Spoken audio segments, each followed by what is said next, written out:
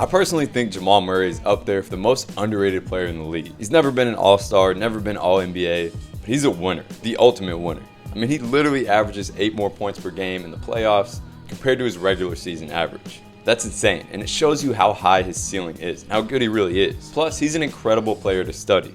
He's super smart, he's creative, and skilled in very unique ways. So I'll break it all down today. Let's get to it.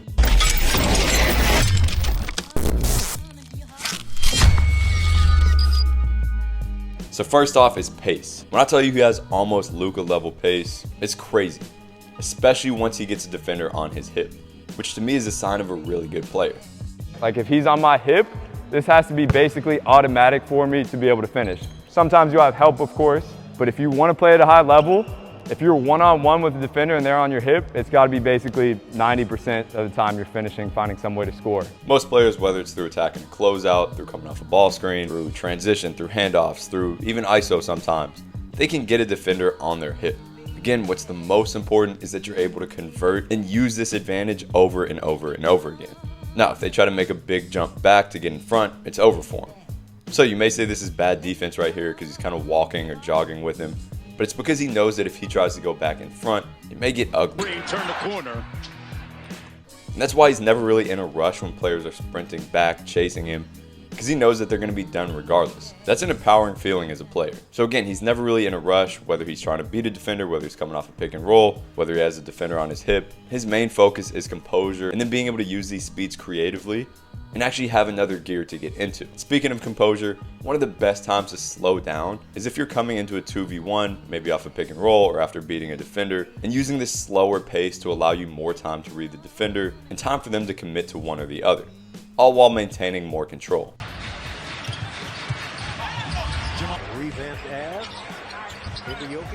And sometimes playing at such a slow or controlled pace can even help draw fouls since players aren't used to that slow of a speed and are trying to use their athleticism to recover. Also, in terms of his pace, it seems like he's constantly probing, waiting for opportunities to put his foot on the gas and attack. Sometimes, like we talked about, he doesn't need to, and he just cruises to the rim. Others, he'll see this space and really burst into it. No matter if he's turned to the side or whatever, he's really good with his first steps in different directions and different timings too, which allow him to get into these small spaces in a split second. And this isn't just dribbling around praying something opens up. He's got a really good feel, especially off pick and rolls, for how to engage defenders and then also know when they're going to go back to their original matchup and he can go. Murray gets rid of flip. No pitch to Murray. Also notice how active he is with his off arm. This can be swiping it, this can be using it to project himself forward, but notice how it's always active. You can say this is a foul, you can complain about it, but in reality, it's something that the best players do at every level. There's always going to be this arm fighting going on. Basketball is a physical game, and if you can get used to not only shielding off with this, but also creating an advantage for yourself, that's big, and that's something that he does really well in a variety of situations. Also notice how once he's into an attack, his eyes are actually slightly down. This goes against everything we hear from coaches and even common sense in a lot of ways, but here's why. When you're driving, it's often kind of chaotic. You're moving at least somewhat fast and there's a lot going on around you. So you're naturally going to switch over to peripheral vision most times, which needs an anchor point or a spot where your gaze is fixed to work with. Now, when you're in more of an open space like here, of course you want to be scanning with your eyes going around. But if you're driving, it's actually easier to have the eyes slightly down and allow your peripheral vision to do its job. This isn't something you're actively going to try to do most times, but it's reassuring to know that it's not a bad thing. I actually revisited this concept recently, watching back a clip of myself hooping, because here I actually never look at my teammate. I'm more so looking towards the middle of the paint. But that allows my peripheral vision to do its thing. Definitely a cool concept. Anyways, many times his game isn't the most crisp. Not in a bad way, but since he's super aggressive and physical in terms of his play style, he'll lose the ball sometimes. He'll slip a bit, whatever. But his adaptability to get out of this and still make something happen is unreal. And it's got to give him supreme confidence to be on the attack, knowing that whatever happens, he can make something out of it. Also in that adaptability category is how good of a shot maker he is in the mid-range.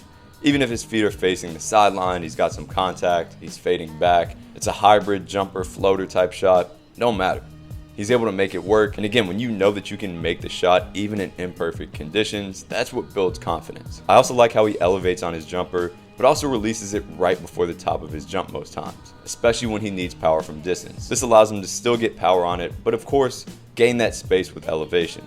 A lot of players think elevation means shooting at the very top once your momentum is stagnated, which is often the case on closer shots where you need control, but in terms of deeper shots, you can still elevate and shoot on the way up to get a high release and power. It just takes developing a comfort with.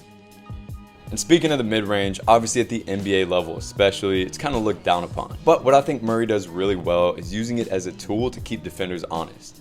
In other words, if defenders know you're only shooting lays and threes, they're going to play you for that. They're going to be able to, in a situation like this, really sell out to stop him getting to the rim. Whereas with Murray, they don't know which level he's going to score at and can't play it for a particular shot. So I'm not saying the mid-range is the best shot in basketball, but it's definitely a tool to hold defenders accountable and a great option to have for players who aren't in the NBA. And finally here, notice how he's very comfortable drifting for extended separation and momentum. It's not out of control, but it's just a slight, comfortable drift to create more space from this defender, but also to allow the momentum he's created to continue up into the shot more comfortably. Okay, in terms of his finishing, he's one of the more crafty or unorthodox players I've studied, and a lot of it starts with his ability to finish very advanced layups with his left hand. Like not just normal ones, most players of this caliber have a pretty good left hand, but super advanced ones, where he's manipulating the ball, rotating, and because of this, he becomes almost twice as unpredictable since he now has essentially double the options. You also notice these rotating finishes where he'll really turn as he finishes to get the ball outside of that defender's outstretched arm, especially when they're positioned more behind him. Plus, this makes the finish a bit easier as the release point's now closer to the rim. Other times, he'll barely jump on the finish, which allows him to release it quicker and with an unorthodox timing.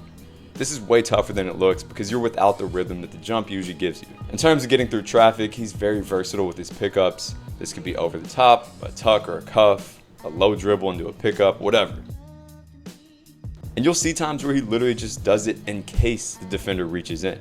Even a situation like here where White doesn't end up reaching in, you might as well just anticipate that they do and make it a habit to get into some type of protective pickup as you're getting through these gaps. This can also technically include these platter finishes too, which give you the ability to use the off arm to shield and also extend out even further if you have the ball control to do so.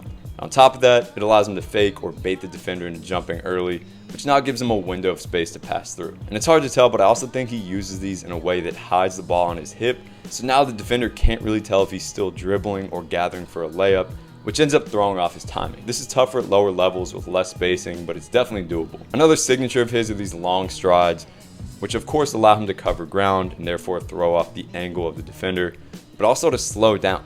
Whenever you're taking a really long stride where you're reaching out, chances are you'll end up slowing down since this foot is now putting force into the ground this way.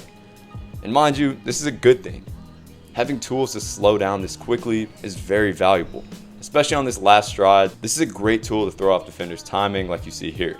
And lastly, in terms of his floaters, they're pretty unorthodox many times. You'll see him shoot many of these with a bit more of a jumper motion, snapping his wrist, which most people will try to coach out of him, but it's a great example of every player having different solutions for different things in their game. But much of what impresses me here is his ability to shoot it comfortably and not rush it, even with a heavy contest.